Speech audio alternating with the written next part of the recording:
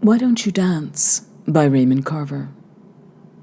In the kitchen, he poured another drink and looked at the bedroom suite in his front yard. The mattress was stripped, and the candy-striped sheets lay beside two pillows on the chiffonier. Except for that, things looked much the way they had in the bedroom. Nightstand and reading lamp on his side of the bed. Nightstand and reading lamp on her side. His side, her side. He considered this as he sipped the whiskey. The chiffonier stood a few feet from the foot of the bed. He had emptied the drawers into cartons that morning, and the cartons were in the living room. A portable heater was next to the chiffonier. A rattan chair with a decorator pillow stood at the foot of the bed. The buffed aluminum kitchen set took up part of the driveway. A yellow muslin cloth, much too large, a gift, covered the table and hung down over the sides. A potted fern was on the table. A few feet away from this stood a sofa and chair and a floor lamp. The desk was pushed against the garage door. A few utensils were on the desk, along with a wall clock and two framed prints. There was also in the driveway a carton with cups, glasses, and plates, each object wrapped in newspaper. That morning, he had cleared out the closets, except for the 3 cartons in the living room. All the stuff was out of the home. He had run an extension cord on out there, and everything was connected.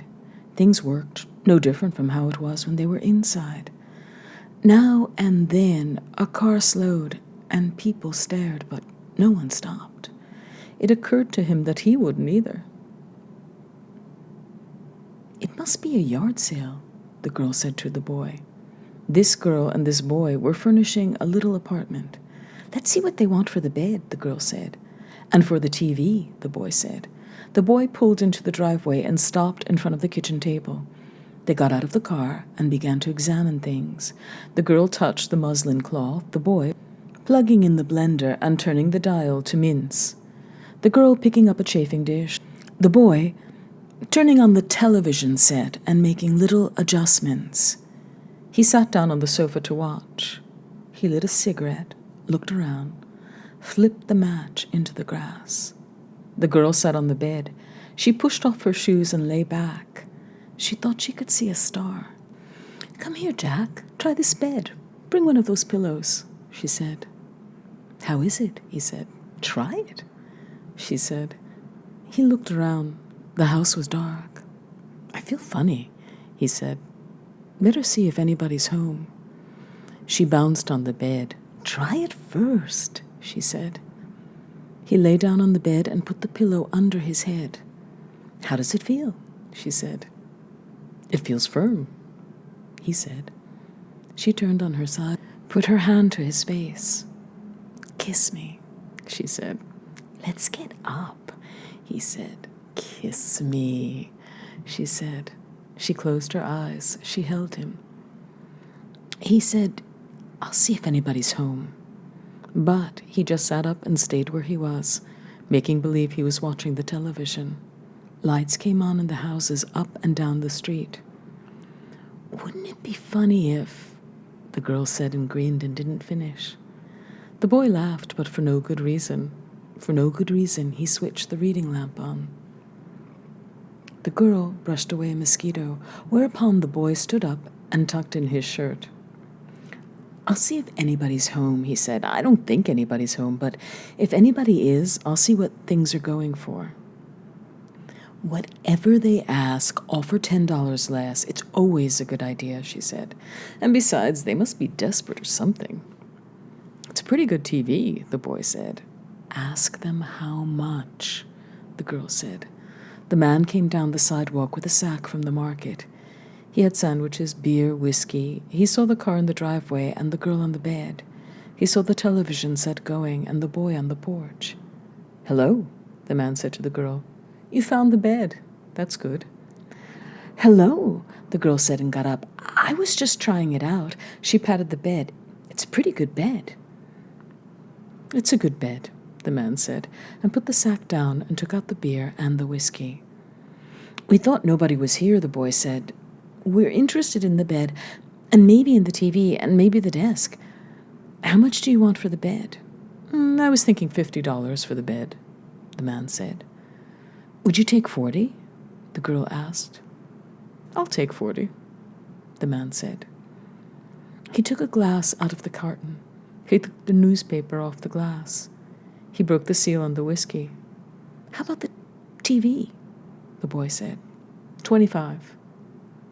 Would you take 15? The girl said. 15's okay. I could take 15, the man said.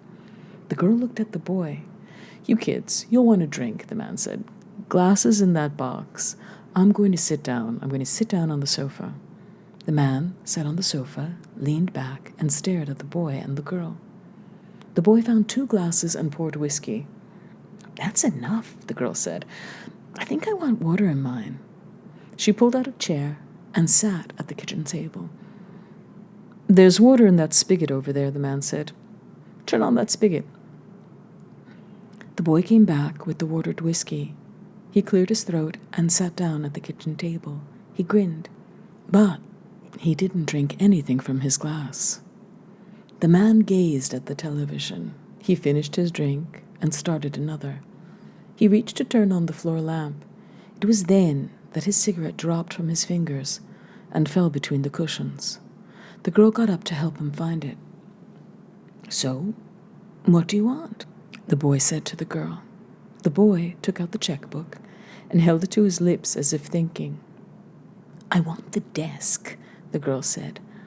How much money is the desk? The man waved his hand at this preposterous question. Name a figure, he said. He looked at them as they sat at the table. In the lamplight, there was something about their faces. It was nice or it was nasty. There was no telling. I'm going to turn off this TV and put on a record, the man said. The record player's going too. Cheap. Make me an offer. He poured more whiskey and opened a beer. Everything goes, said the man. The girl held out her glass and the man poured. Thank you, she said. You're very nice, she said. It goes to your head, the boy said. I'm getting it in the head. He held up his glass and jiggled it. The man finished his drink and poured another, and then he found the box with the records. Pick something, the man said to the girl, and he held the records out to her. The boy was writing the check.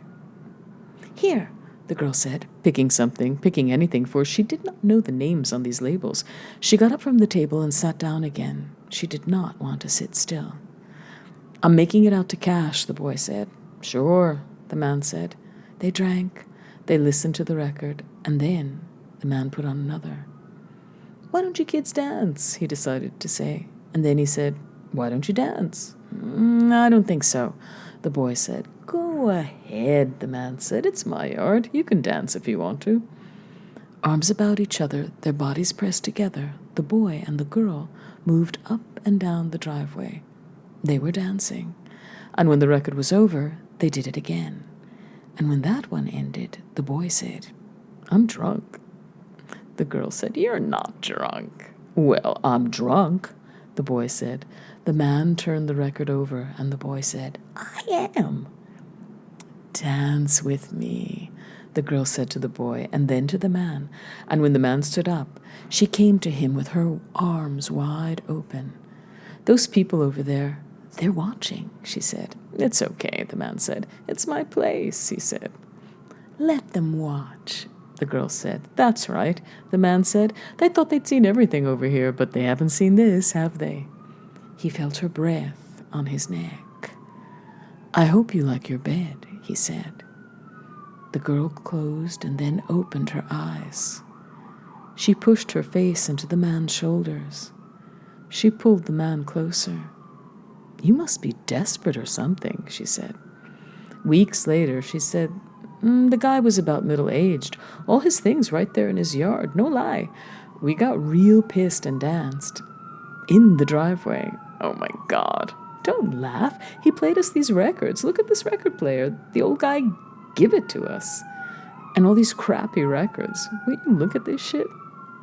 She kept talking. She told everyone. There was more to it. And she was trying to get it talked out. After a time, She quit trying.